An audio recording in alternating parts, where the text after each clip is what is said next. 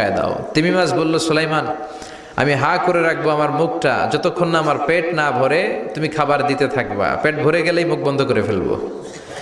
সেদিন সুলাইমানের কথা অনুযায়ী জিনের বাদশা একটা আস্ত গরু ফ্রাই করা তিমি মাছের পেটের ভিতরে ঢুকাই দিছে, কিন্তু তিমি মাছ হা করে আছে। সেদিন সুলাইমান বললেন কয়েকটা খাসি মেরে দাও, কয়েকটা খাসি দিয়ে দিল, তারপরও হা করে আছে। বড় বড় ডেক থেকে পোলাও দাও, খিচুড়ি দাও, বিরিয়ানি দাও, আরো কয়েকটা গরু দাও, হা করে আছে। আরো কয়েকশো গরু দাও, হা করে আছে। আরো কয়েক হাজার গরু দাও, হা করে আছে। সুবহানাল্লাহ কইবেন না?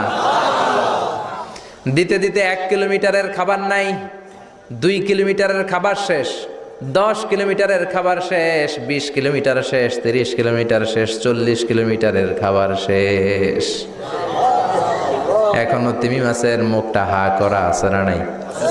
সাইয়েদনা সুলাইমান সেজদায় পড়ে গেলেন, ডেকে বললেন, আল্লাহ আমি বুঝি নাই গোটা বিশ্বের সবাই